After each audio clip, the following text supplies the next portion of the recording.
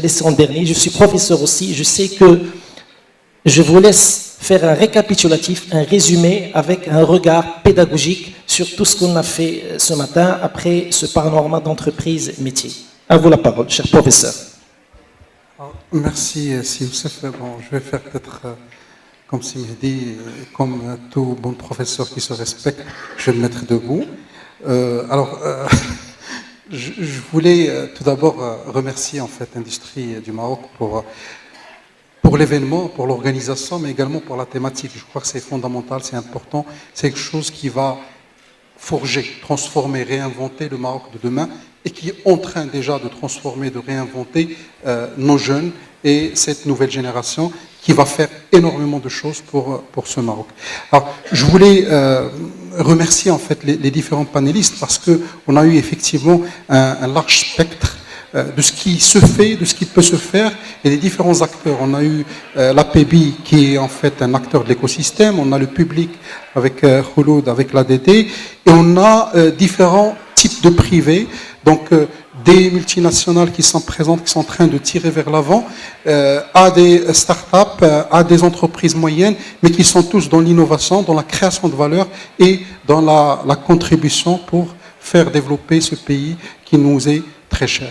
Alors, moi, bon, je suis enseignant, c'est vrai, je suis un peu professeur, j'ai fait de la recherche depuis longtemps sur des domaines comme l'intelligence artificielle, comme le big data, mais je suis également acteur économique. Je suis actionnaire, fondateur de plusieurs startups dans le domaine du digital, pour l'agriculture et pour l'agro-industriel, pour le retail, mais également pour le marketing.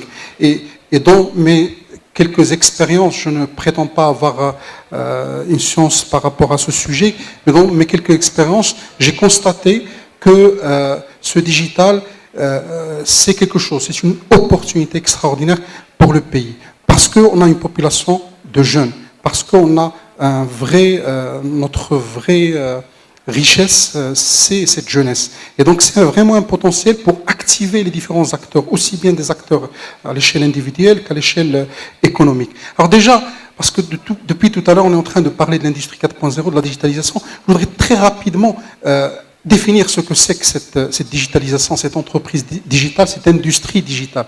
Alors l'industrie digitale ou l'entreprise digitale ou une entreprise qui est dans l'industrie 4.0, elle se caractérise par 4 principales caractéristiques. Première caractéristique, c'est qu'elle se doit d'être connectée. Connectée, ça veut dire tout simplement qu'elle utilise des objets connectés, qu'elle génère de l'information à travers cette connectivité, qu'elle est mobile, aussi bien pour ses collaborateurs, pour ses clients, pour ses fournisseurs, que pour tout son écosystème. Ça, c'est la première caractéristique. Parce que si on n'a pas cette connectivité, c'est pour ça que l'action sur l'infrastructure télécom, elle est fondamentale. Elle est importante parce que c'est ce qui va booster cette connectivité. Si on n'est pas connecté, ça veut dire qu'on ne peut pas collaborer, ça veut dire qu'on ne peut pas générer de la donnée qui est centralisée, ça veut dire qu'on ne peut pas avoir cette intelligence. Donc, première caractéristique, connectivité. Quand on parle de connectivité, c'est aussi bien au niveau des machines industrielles, c'est aussi bien au niveau des caméras de surveillance, mais c'est également au niveau des PC, c'est également au niveau des hommes et des femmes, et bien entendu des robots qui vont également venir concurrencer tout ce beau monde. Deuxième caractéristique d'une entreprise digitale dans l'industrie 4.0, c'est qu'elle se doit d'être agile. Agile, ça veut dire qu'elle doit réagir rapidement, qu'elle doit réagir vite, mais qu'elle doit réagir également bien. Agile, ça veut dire tout simplement qu'elle doit être à l'ère de la technologie. Et pour qu'elle soit agile, l'une des caractéristiques fondamentales, c'est l'enablement des jeunes. On ne peut pas être agile et on ne peut pas être dans la solution de demain si on est avec les mindsets du passé. Je ne me considère pas comme jeune, d'ailleurs pour moi, j'étais un peu surpris par l'invitation parce que normalement sur ces sujets-là, il faut qu'il y ait des gens encore plus jeunes parce que c'est eux qui sont dans la solution et c'est eux qui sont dans l'air du temps. Agile, ça veut dire également qu'elle doit avoir cette capacité à se changer, à se transformer, à se réinventer. Ça veut dire qu'on ne peut pas être dans une logique conformiste, dans une logique classique où on va continuer à faire les mêmes choses si on veut être agile. Donc cette capacité à se transformer, aussi bien au niveau organisationnel, au niveau du mindset, mais également au niveau technologique et au niveau des pratiques et des opérations, elle est fondamentale.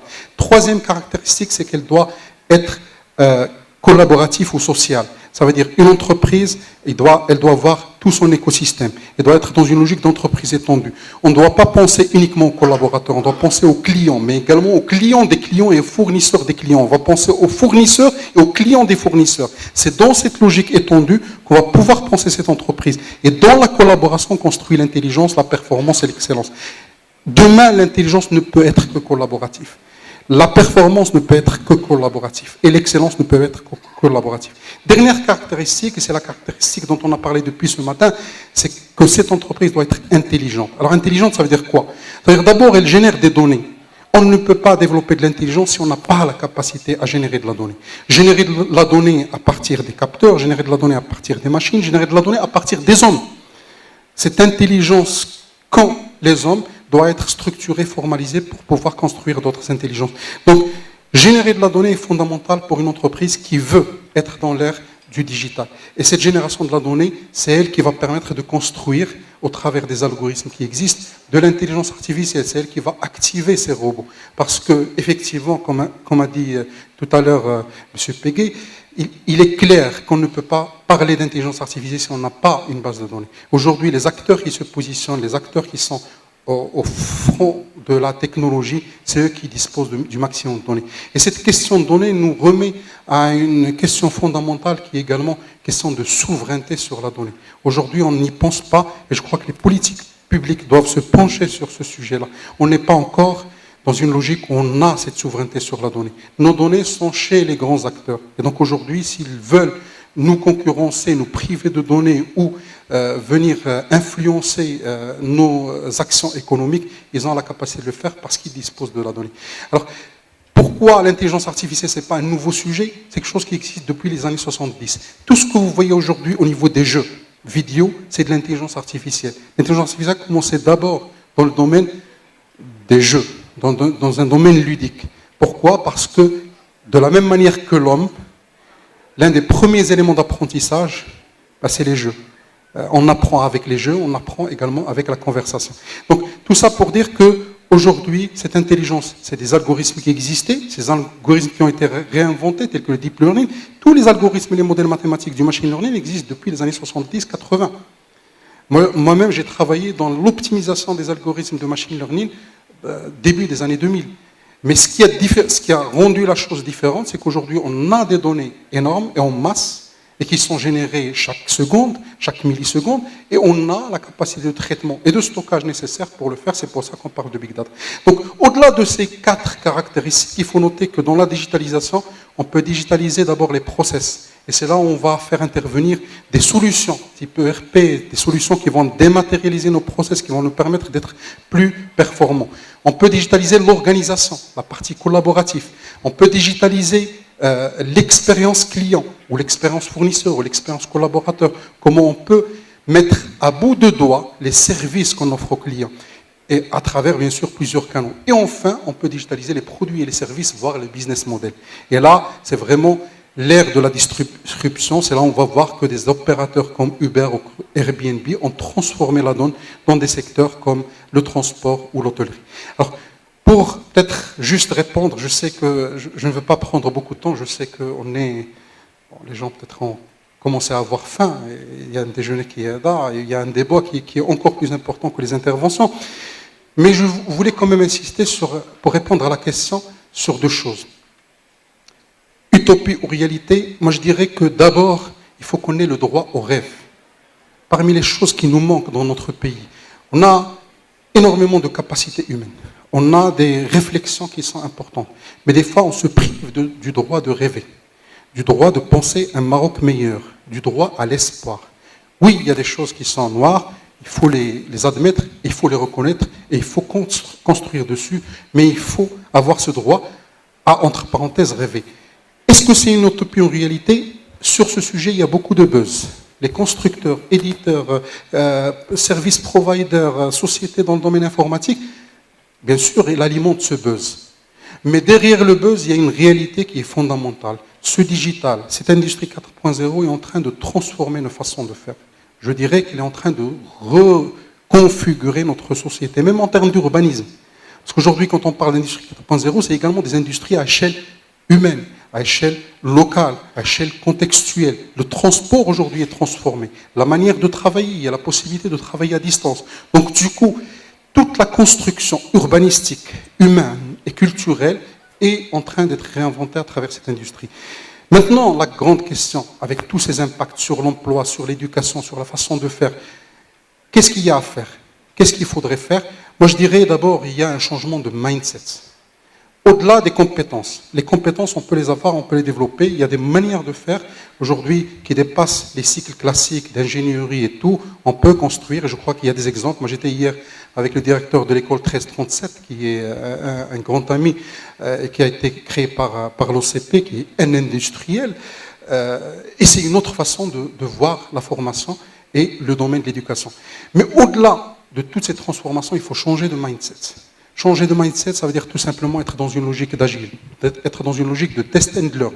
On essaye, on accepte l'échec et on refait si c'est nécessaire. Changer le mindset, ça veut dire également donner la possibilité et le potentiel aux jeunes. Parce qu'on ne peut pas aborder un monde digital sans les jeunes. Et c'est un plaisir de trouver ici qu'il y a quand même pas mal de jeunes, des étudiants, des gens qui sont intéressés par ces sujets-là. Donc, ce changement de mindset est d'abord la première chose à faire. Après, il y a un ensemble d'éléments de coordination, de collaboration, de travail ensemble en tant qu'acteurs privés, publics, acteurs de l'écosystème, acteurs associatifs. Aujourd'hui, est-ce qu'on a une réflexion sur l'intelligence artificielle comme stratégie? Est-ce qu'on a les investissements? Je ne sais pas si vous en avez entendu parler des investissements qui ont été mis par les États-Unis, par la France, par la Chine, sur le sujet intelligent. On n'en a pas encore. Alors on n'en a pas encore, c'est-à-dire qu'il faut travailler dessus. Il faut aider les autorités publiques, il faut que les autorités publiques et les acteurs publics puissent également aider les industriels et les gens du privé pour aller de l'avant. C'est fondamental qu'on construise une vision pour le futur, mais également qu'on puisse être volontariste et courageux par rapport à cette vision. Il ne sert à rien de développer des visions si par la suite on ne va pas les actionner. Et aujourd'hui, si on accuse quelques retards, ce n'est pas parce qu'on n'a pas fait des choses. On a fait des choses, mais peut-être pas à la bonne vitesse. On a fait des choses, mais pas avec le courage nécessaire. Et c'est de ça sur lequel il faut insister, et c'est de ça qu'il faut parler. Et je crois qu'on est tous responsables pour faire du Maroc un acteur incontournable du domaine digital, de l'industrie 4.0 pour l'Afrique. Merci. Merci beaucoup. Merci beaucoup, cher professeur, pour ce résumé.